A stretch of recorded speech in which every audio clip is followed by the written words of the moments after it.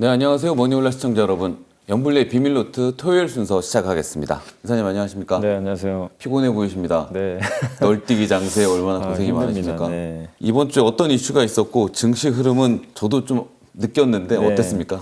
사실 출발은 되게 좋았죠. 4,200선까지 그냥 그러니까요. 달렸다가 그게 사실 좀 끝이었고 그 후로 이제 뭐 물론 반등도 중간에 있었지만 어쨌든 이제 한 주간을 마무리하면 굉장히 이제 변동성 큰 상황에서 좀 크게 좀 밀리는 모습으로 좀 마무리가 좀 됐던 것 같고요.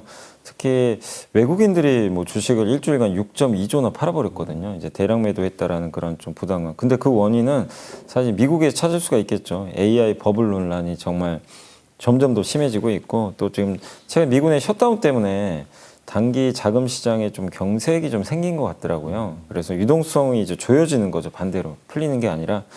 그래서 그 부분에서 이제 위험 자산 팔아버리고 그 다음에 이제 그 안전자산, 채권 쪽으로 가는 그런 수요가 있었고, 그 다음에 이제 목요일 날 이게 셧다운이 자꾸 이어지다 보니까 이 미국 정부가 발표를 못 하잖아요, 지표를. 그렇죠. 그래서 민간 기업 걸 보거든요. 그래서 민간 이제 고용 컨설팅 업체에서 발표한 그 챌린저라는 기업이 하는 게 있는데 그게 작년 10월과 올해 10월 봤더니 해고자가 3배나 늘었대요.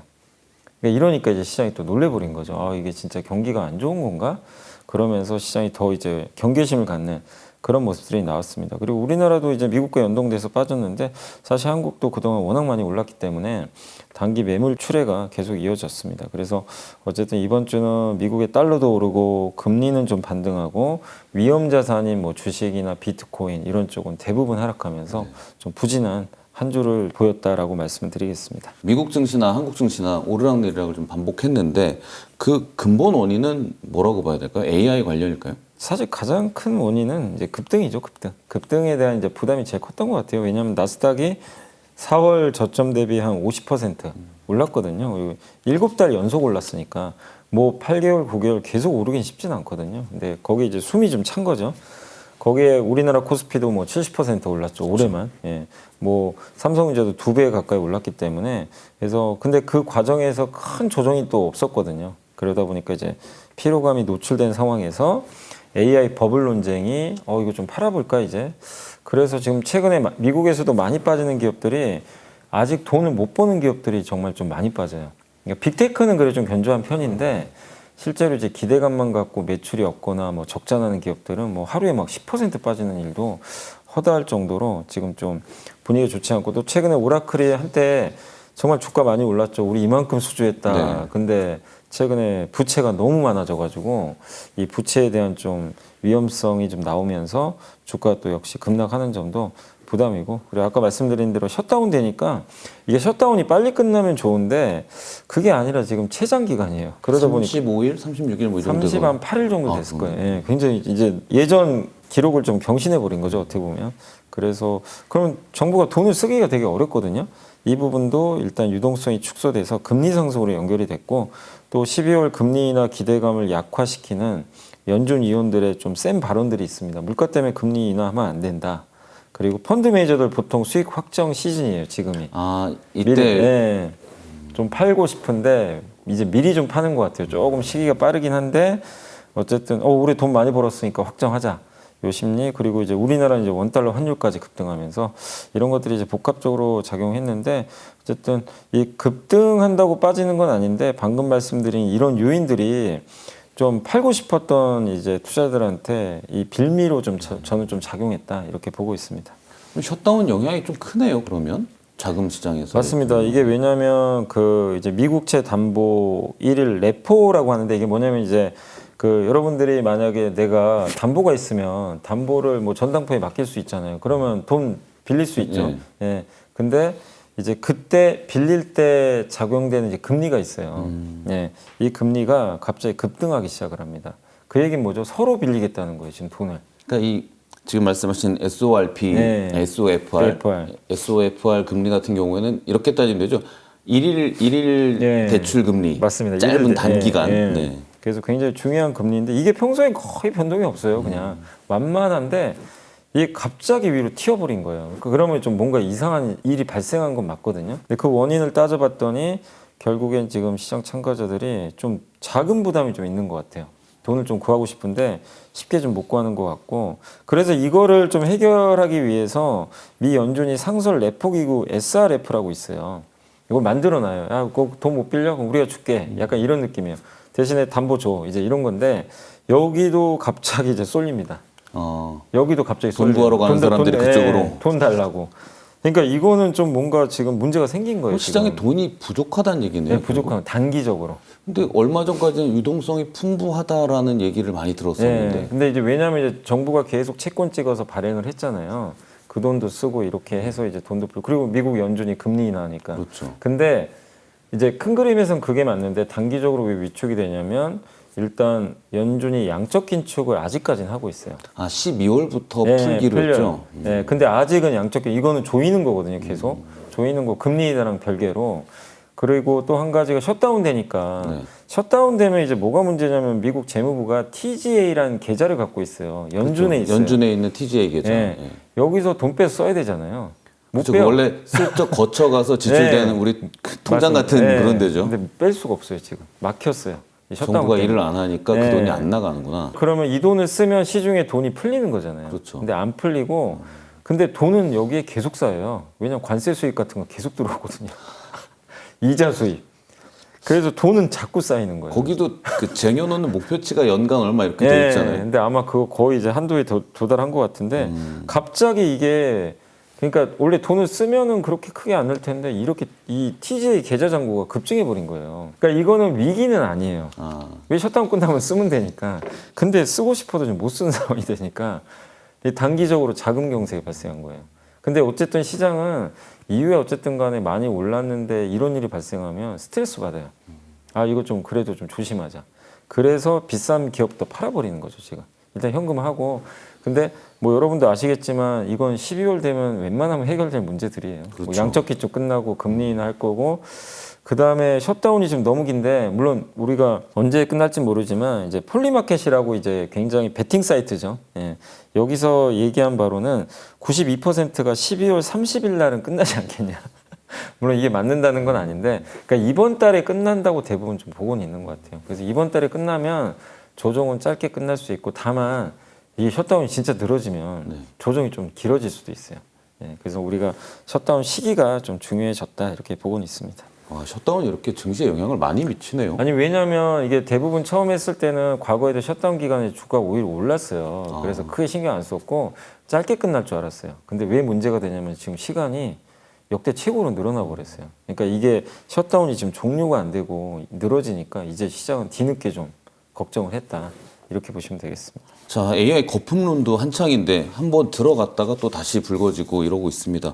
팔란티어가 실적이 너무 좋았는데 주가는 하락을 하더라고요. 이런 것들이 다 거품론의 영향이 아닌가 싶습니다. 네, 거품론의 영향을 좀 받고 있다 보시면 되겠고 많은 이제 뭐 유명한 미국의 구루들도 똑같은 얘기를 하죠. 뭐 비싼 것 같다 미국 주식 지금 이제 많이 올랐기 때문에. 근데 어쨌든 이거를 버블이라고 볼 필요는 저는 없는 것 같아요. 버블은 이제 거품이니까 사실은 실체가 없는 거잖아요. 팔란티어가 실체 없는 기업은 아니거든요. 그렇죠. 다 씁니다. 그 미국에서는 팔란티어를 대체할 수가 없대요. 그만큼 그래서 높은 가치를 이제 부여받는 건데, 그러니까 우리가 그건 구분해야죠. 버블과 그냥 비싼 거는 구분을 해야 돼요. 이 산업 자체가 네. 그냥 버블인지 네. 아니면 이게 실적이나 가치에 비해서 좀 비싼 비싸게 건지. 거리네. 네. 근데 그동안 뭐 유동성이나 이런 여러 이유 때문에 비싸게 거래된 건 사실 다 인정하는 사실이잖아요. 근데 버블은 아니라는 거죠. 버블은 진짜 실체가 없는 거거든요. 그래서 그건 좀 구분하시면 되겠고, 그리고 현재 AI 랠리가 닷컴 버블과 많이 비교를 하는데 그때는 인터넷, 지금은 AI 이거 혁명이죠. 그리고 최근에 좀 논란이 됐던 게 이제 순환 투자. 엔비디아가 오픈 AI에 돈 빌려주고 여기가 엔비디아 칩 사고 이거 문제 있는 거 아니냐. 근데 이게 인터넷 버블 시대도 비슷한 일들이 있긴 있었어요. 예. 그리고 PER도 높고, 근데 다만 좀 차이점이 있다면. 그때랑 다르게 닷컴 버블 때는 기업들이 돈을 많이 못 벌었어요. 적자 기업이 수두룩했는데 지금 AI를 이끄는 기업들은 돈을 버는 기업들이에요. 그죠? 특히 이제 뭐 엔비디아부터 빅테크 이런 기업들이 워낙 많기 때문에 그런 점에서는 어쨌든 수익 구조 자체는 탄탄하니까 버블이라고 좀 볼 수는 없는 것 같고, 그리고 마이클 버리라고 아마 아실 거예요. 예, 유명했던 2008년도 공매도 쳐가지고 엄청난 돈을 벌었는데, 사실 근데 이분 영화에도 나와 있지만 이분이 돈 번 거는 막판에 번 거지.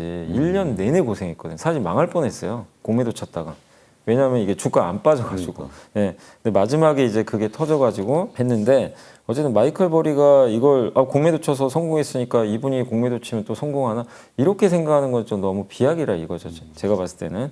그래서 AI 버블 경계는 해야 되지만 저는 좀 너무 위축될 필요는 없다. 그러니까 비싸진 거예요. 가격들이 비싸졌기 때문에. 근데 이게 조정을 받으면 다시 적정한 가격 찾아가거든요. 그래서 지금 조정은 그런 과정이 있는 거지. 버블과는 좀 무관하다. 그리고 팔란티어 CEO가 굉장히 마이클 버리가 공매도한 거 보고 엄청 비판을 했어요. 야, 짜증이 나가지고. 아니 세상에 엔비디아랑 우리를 공매도 치면 어떡하냐. 팔란티어 하는 것도 아니고 네, 정말. 엔비디아까지 친 거 네. 보고 세상에 AI를 그럼 부정하는 거냐 그렇게 좀 얘기를 하더라고요. 어쨌든 지금 미국은 좀 휴식이 필요한 좀 구간이다 이렇게 보는 게 좀 맞는 것 같습니다. 그러니까 AI를 가지고 AI가 막 발달하니까 뭐 M7도 그렇고 AI랑 같이 묻어서 같이 성장하는 기업들이 많은 것 같아 보이는데 일부에서는 아마존이 14,000명 정도 해고하고 네. 또 쇼핑 문제 때문에 갈등도 있고 네. 지금 잘 나가던 빅테크 기업들이 AI로 인해서 좀 상황이 달라지기도 하는 것 같아요. 네, 그건 경계는 뭐 지금 당장 걱정 아닌데 좀 2, 3년 후를 보면 좀 경계할 부분은 있는 게 일단 이제 주요 기업들이 감원을 많이 해요. 지금 실제로 아마존이 14,000명 네. 발표했는데 그게 AI 때문은 다 아니에요. 근데 이제 CEO도 했던 얘기가 결국 이제 인력 감축에 대해서 AI에 대한 좀 얘기를 한 건 사실이거든요. 그러니까 영향을 좀 주고 있고 그래서 AI 투자를 좀 많이 하니까 인원 감축이 좀 필요하다. 이렇게 좀 언급을 했습니다. 그리고 왜냐하면 그 아마존이 올해만 자본 지출 1,250억 달러 해야 되거든요. 그러니까 이 돈이 필요하거든요, 실제. 그래서 이제 인력 감축을 하겠다라고 언급을 했고 이거는 이 아마존만의 문제가 아니잖아요. 많은 기업들이 또 공통 상황이기 때문에 결국 이렇게 되면 대량 해고가 빈번해질 수도 있고 이건 경기에는 당연히 안 좋을 수밖에 없는 거죠. 네. 근데 물론 AI를 통해서 또 효율성이 증가하면 약간 일부분은 그걸 상쇄할 수 있으니까 근데 그 효과가 언제 나오느냐가 좀 관건이 될 것 같고 또 한 가지 이제 이게 지금 플랫폼 기업들한테는 좀 고민이 되는 게 뭐냐면 아마존이 퍼플렉시티한테 AI 쇼핑 기능 중단하라고 네. 경고장을 보냈다고 하더라고요. 그러니까 이제 아시겠지만 아마존에 많은 분들이 들어가서 구매하고 우리 쿠팡 들어가죠. 그렇죠. 그게 거기 다 있잖아요. 플랫폼을 지배하고 있죠. 그럼 우린 거기서 다 쇼핑하면 끝나는 거거든요. 너무나 간편한 거죠. 근데 이 기능을 이 챗GPT나 이런 회사 가져가려고 그런 거예요. 지금. 퍼블리시티에서 검색해서 그래서 거기서 바로 거기서 사버리는 구매까지 에이전트가 예, 해주면 끝나는 예. 거니까. 그러면 광고 수입이 줄어버리죠. 그죠? 거기 안 가도 되거든요. 그렇죠. 그러니까 이제 아마존은 당연히 경고를 날릴 수밖에 없어요. 너네 지금 뭐 하는 거냐? 예, 이렇게 하는 거예요. 그래서 플랫폼은 반발할 거고 퍼플렉시티나 챗GPT는 이거를 어떻게든 하려고 더 애를 노력을 할 겁니다. 근데 결국 누가 이 소비자가 선택을 해야 돼요. 여기서 어디로 갈 거냐. 근데 아마 제 개인적인 생각에도 AI가 이기지 않을까. 너무 편해요. 이게 편리해지면 네. 이건 방법이 없어요. 네, 아마존은 아마존이고 여기서 쓸 수밖에 없어요. 그러면 빅테크의 고민은 그거예요. 자기만의 그런 AI 서비스가 있긴 있어야 돼요. 이 안에서 모든 걸 할 수 있게 해주는. 그래서 구글은 좀 유리한 것 같아요. 구글은 그러면서 제미나이가 구글이- 있잖아요. 네, 제미나이가 있고 뭐 챗GPT 같은 기업들도 유리할 수 있고 네이버도 고민은 되는데 네이버도 자체 AI가 있으니까. 근데 빅테크 중에 이제 그런 게 좀 없고 의존을 해야 된다면 이게 이제 뺏겨버릴 수가 있거든요. 그래서 지금의 고민은 아닌데 굉장히 이게 이제 빅테크들 입장에서는 너무 무서운 거죠, 지금. 아마존의 CEO도 아마 지금 섬찟하는 것 같아요. 이거 지금은 아닌데 몇 년 후에 이렇게 바뀌면 어떡하지? 금방 바뀌죠. 또 바뀌기 시작하면. 그래서 빅테크 투자하실 때도 앞으로 이렇게 넘어갈 수 있는 것도 우리가 좀 생각을 하면서 좀 볼 필요는 있다. 이렇게 좀 고민이 좀 필요한 것 같습니다. 트럼프 대통령이 부과한 관세에 대해서 미국 대법원이 위헌 판결을 내릴 수도 있다 이런 기사가 나오고 재판도 좀 시작이 된 것 같습니다. 그 대법원 그 대법관들의 발언이 좀 이슈가 되기도 하고요. 네. 증시에 어떤 영향이 있을까요? 일단 이거는 증시에 긍정적인 것도 있고 부정적인 것도 있어요. 근데 일단 내용부터 말씀드리면 그 이제 그러니까 지금 미국이 국가 비상사태라는 걸 근거로 들어서 트럼프가 관세 때려버렸잖아요. 근데 그래서 대법원 판결이 남았어요. 근데 그 전에 판결은 사실은 불법이라 그랬어요. 마지막 판결인데 그 전에 이제 구두 변론 중에 있어요. 근데 굳이 구두 변론까지 한다는 건 시장에서는 이거 관세가 위헌 아니냐, 그러기 위해서 하는 거 아니냐 이렇게 얘기가 나왔고 그래서 몇몇 행정부의 보수 대법관이 그 한 내용들이 좀 나왔다고 합니다. 그래서 존 로버츠 대법원장 같은 경우는 관세 부과가 명백히 의회의 권한인데 이거는 관세 부과가 행정부가 하는 게 명시가 안 돼 있는데 이 대통령이 이거 하는 게 맞냐? 그러니까 이거 물어본 거예요. 질문을 한 거죠. 여기에 답이 나와 있죠, 사실은. 그렇죠. 너 불법 아니야 이거? 왜 의회 권한을 너가 왜 해쳐? 약간 이런 거죠. 그래서 이거 나오고 미국 언론 평가가 이거 행정부가 지겠다. 이렇게 평가 나왔고 닐 고서치란 대법관인데 이 사람은 심지어 트럼프가 대통령이 지명한 사람이에요. 근데 이 사람이 뭐라고 했냐면 이런 조치를 합법적으로 우리가 판결을 해버리면 의회가 무역 규제나 전쟁 선언 권한을 그냥 대통령한테 완전히 위임하는 결과가 발생한다. 그러니까 의회의 권한이 없어져 버린다는 거죠. 이거는 뭔가 좀 잘못될 수도 있는 거 아니냐라는 점을 또 지적을 했다고 합니다. 그래서 이런 좀 유명한 이제 대법관들이 지금 이런 질문을 한다는 것 자체가 뉘앙스가 이거 관세에 대한 그 어쨌든 권한은 결국 의회가 가져야 된다. 이걸 되돌리겠다는 그런 쪽으로 지금 시장에서 받아들이고 있는 것 같아요. 그리고 어쨌든 지금 그동안 관세 전쟁이 사실 다 끝났잖아요. 다시 불확실해지는 거예요. 또 시작. 네, 또 시작이 됐어요. 그럼 이거 도대체 돈을 그럼 우리도 돌려받는 건지 아닌 건지 명확하지도 않고, 그러니까 또 한 번의 혼란이 좀 불가피하니까 이건 악재인데, 다만 관세가 이제 위헌으로 판결이 어쨌든 만약에 최종 나면 더 이상 트럼프가 관세 가지고 뭘 어떻게 할 방법이 없어요. 압박하기도 힘들고, 그럼 사실상 관세 전쟁이 끝나버릴 수도 있는 거죠. 국가 간 상호 관세에 대한 부분은 여기에 네. 해당이 되고 품목별 관세는 좀 다른 문제가 다른 있더라고요. 문제인데, 네. 예. 그래서 어쨌든 이제 이런 부분들을 보면 결국 그 관세 전쟁 리스크 자체는 나중에는 완화될 수도 있는 거죠. 그러니까 그런 점은 우리나라 입장에서 또 호재일 수도 있어요. 중장기적으로. 다만 단기적으로는 불확실성이 커질 수 있고 내년 1분기 중에 판결이 날 거라고 하더라고요. 전망은. 요즘 시간은 남아 있는데 일단 현재 상황은 트럼프 대통령한테 좀 불리하게 가고 있다. 이렇게 봐야 될 것 같습니다. 테슬라 주주총회가 있었는데 일론 머스크한테 1조 달러를 보상하는 안이 승인이 됐네요. 네. 그래서 이것 때문에 주가가 좀 많이 흔들렸어요. 노르웨이 국부펀드가 반대했거든요. 입장도 예. 근데 우리나라 국민연금 또 찬성한다고 그러더라고요. 그래서 이게 막 혼란스러웠는데 결론적으로 주주들의 75%가 찬성하는 걸로 이렇게 승인이 됐다고 합니다. 그래서 일단 머스크 입장에서 이제 좋죠. 기분이 좋죠. 1조 달러. 1조 달러. 1,400조 원. 네, 물론 조건이 가혹해요. 그러니까 그거는 그냥 주는 게 아니라 뭘 달성할 조건이, 경우에 예, 준다는 네, 거죠. 뭘 달성해야 되는 거예요? 그러니까 아마 주가가 많이 올라가야 될 거예요. 근데 기업 가치도 많이 올라가야 되고 그다음에 뭐 로봇 생산량 이런 조건들이 있는데 사실 그 내용 찾아보시면요. 되게 어려워요. 달성하는 게 사실 쉽지가 않아요. 근데 그만큼 가혹한 조건을 붙여서 일론 머스크한테 동기부여를 하는 거죠. 이 회사 키워달라. 그러니까 주주들이 반대할 이유가 없어요. 그렇죠. 그렇게만 하면 주가가 앞으로 엄청 올라갈 거거든요. 그렇기 때문에 그래서 1점 보상안은 뭐 채택이 됐고 그다음 머스크가 뭐라고 했냐면 옵티머스를 되게 중요하게 얘기를 합니다. 로봇. 일종의 무한 돈 생성기래요. 돈을 뽑아주는 기계다 이거는. 예, 그래서 테슬라 주식 계속 보유해라. 팔면 안 된다. 이렇게 계속 이제 희망회로일 수도 있고 자신감일 수도 있는데 그런 얘기를 했고 어쨌든 옵티머스는 지금까지 인류가 만든 제품 중에 제일 위대한 제품이다. 그래서 이 위대한 제품을 이제 앞으로 프리몬트 공장에서 연간 무려 100만 대를 생산하겠다는 거예요. 엄청난 일이죠. 사실 뭐 당장은 쉽지 않겠지만 그래서 이걸 좀 인류 역사상 최초로 인간형 로봇이 자동차 수준의 산업 규모로 양산되는 그런 사례를 내가 만들어 보겠다. 이렇게 또 언급을 했고 그다음 로보택시 서비스도 마이애미, 댈러스, 피닉스, 라스베이거스로 이제 확대를 할 그런 예정이라고 하고 있고 아직은 안전 요원이 이게 타야 되거든요. 예, 근데 그 요원이 없는 완전 자율주행도 이제 곧 시작된다. 이렇게 언급을 했습니다. 그래서 우리가 좀 관심 있는 것 중에 하나가 테슬라의 AI5 칩. 네. 요거를 원래 TSMC가 만들거든요. 근데 이번에 일론 머스크가 삼성도 같이 한다고 했거든요. 그래서 양사가 양산 준비를 하고 있고 대량 생산 아마 2027년으로 목표를 하는데 근데 여기 이제 제가 오면서 뉴스 보면서 봤던 것 중에 제일 좀 놀랬던 게 역시나 반도체가 너무 부족하대요. 너무 부족하대요. 그래서 하는 얘기가 뭐냐면 우리가 직접 만들자. 이런 얘기도 했어요. 그러니까 자체 생산. 근데 자체 생산이 저는 제 개인적인 생각에는 이건 불가능하다고 생각해요. 반도체 아무나 하는 거 아니에요. 그렇죠. 생산은 다른 문제, 설계는 하죠.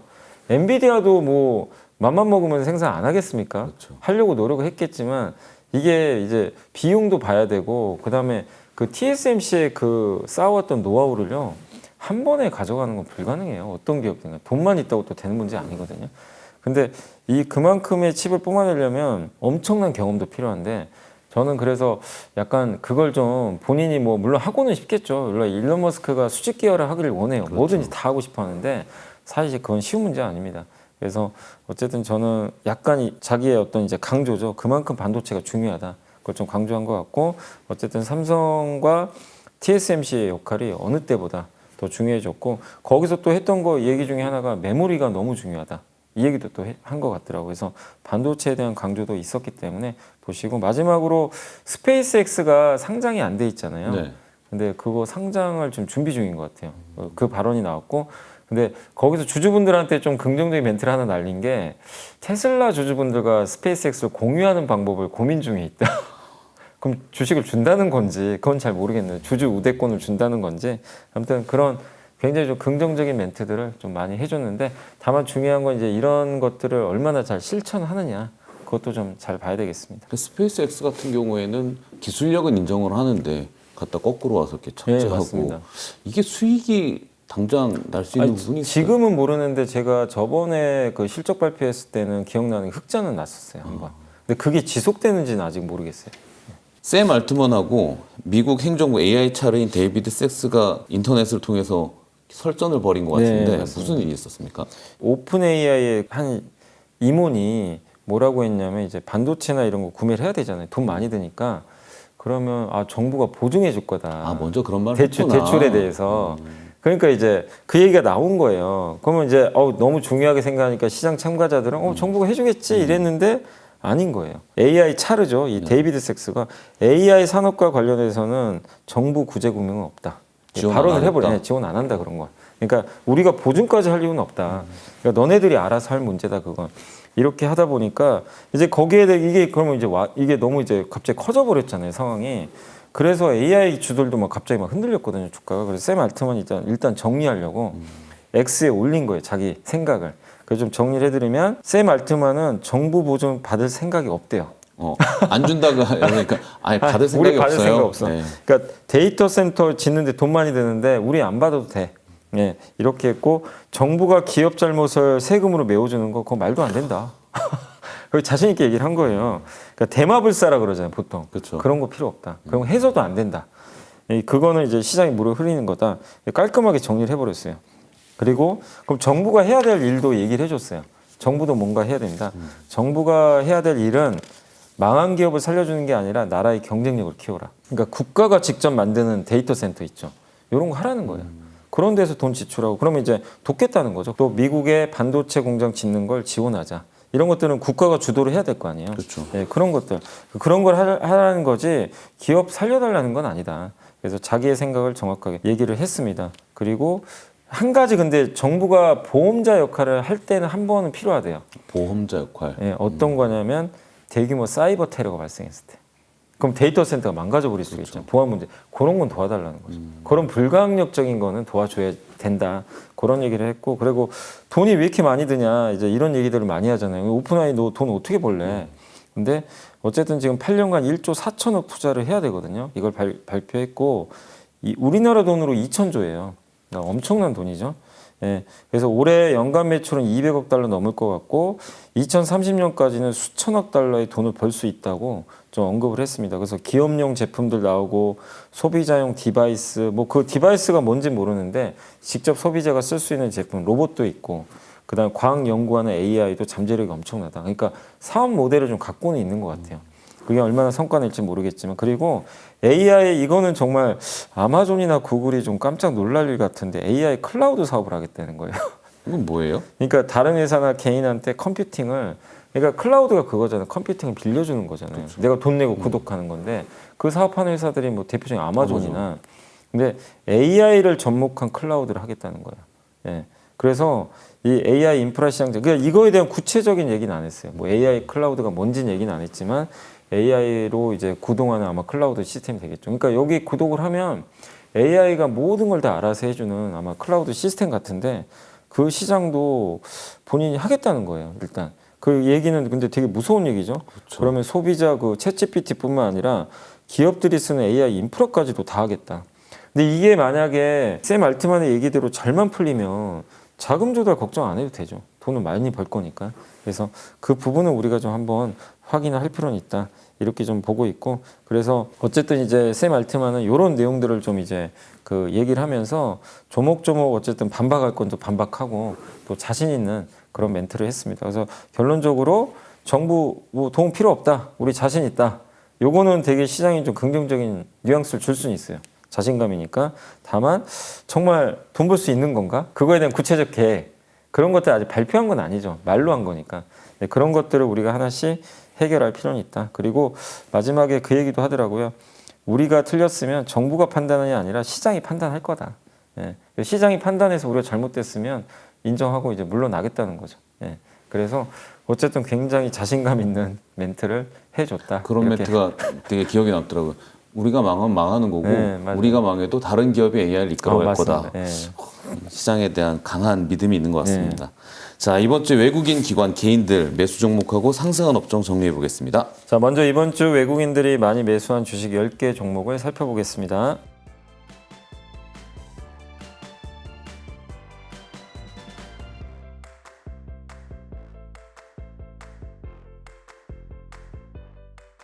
이번에는 기관들이 이번 주에 많이 담은 10개 종목을 알아보겠습니다.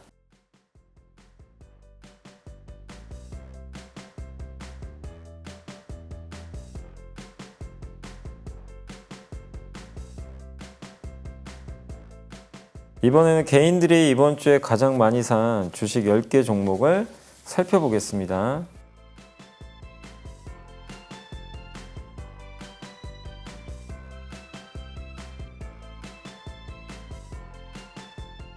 이번에는 이번 주 상승한 10개 업종을 살펴보겠습니다.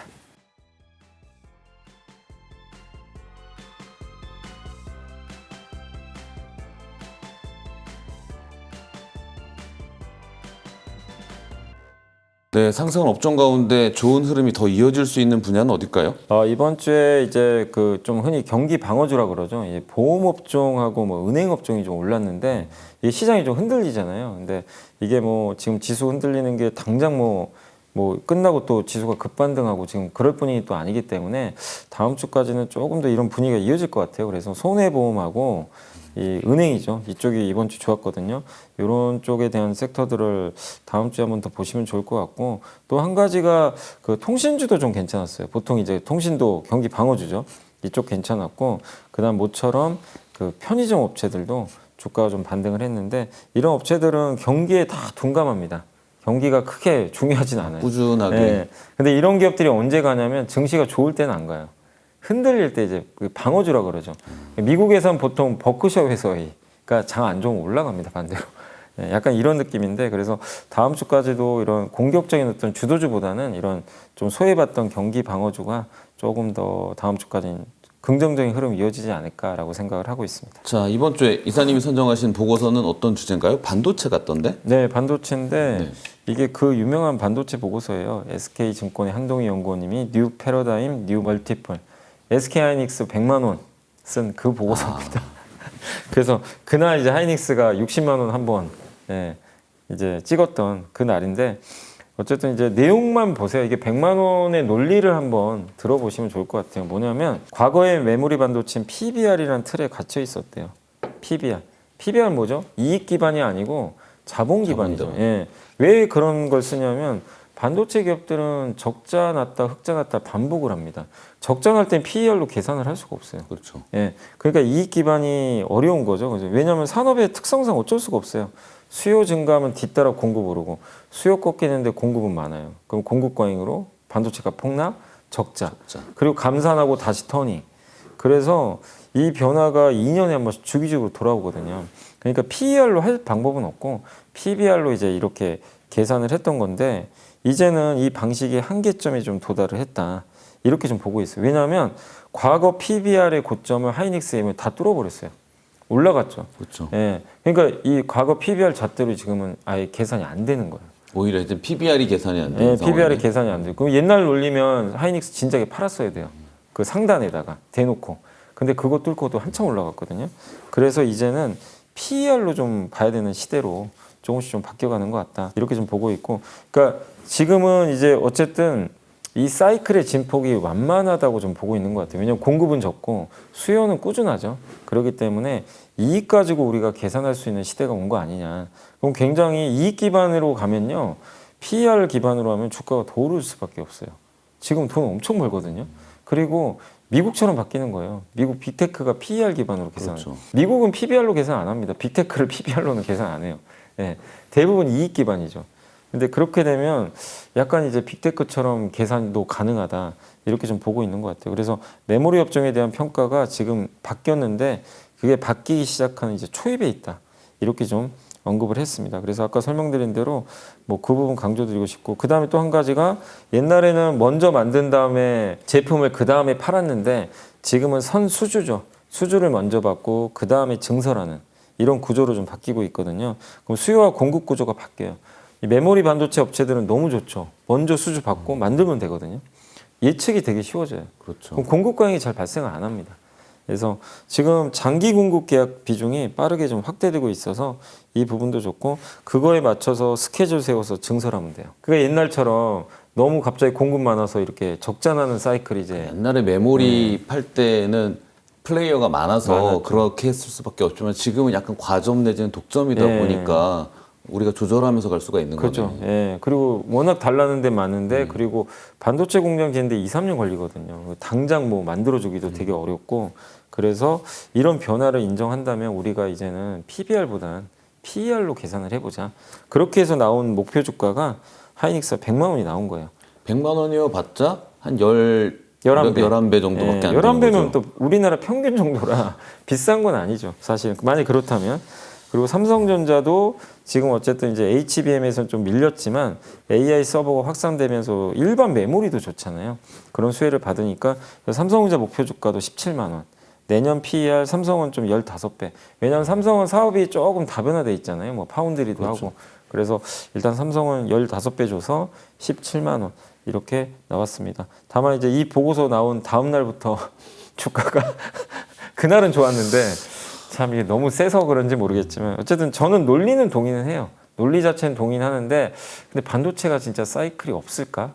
그건 좀 모르겠어요. 근데 이제 이 보고서의 내용은 네. 그거죠. PBR로 계산할 때는 적자가 네, 적자 맞아요. 단계로 내려왔다 올라왔다 했는데 지금은 손익분기점 위에서 네, 맞아요, 출렁일 맞아요. 거다라는 거잖아요. 네, 이제. 그래서 PER로 봐야 된다. 근데 저는 어쨌든 반도체는 결국 사이클을 안 탈 수는 없는 산업이에요. 어쨌든 수요와 공급 그게 있기 때문에 지금 당장은 어쨌든 이 논리도 우리가 귀담아 들을 필요는 있다라고 생각을 하고 있습니다. 야, 목표 주가 삼성이 17만 원.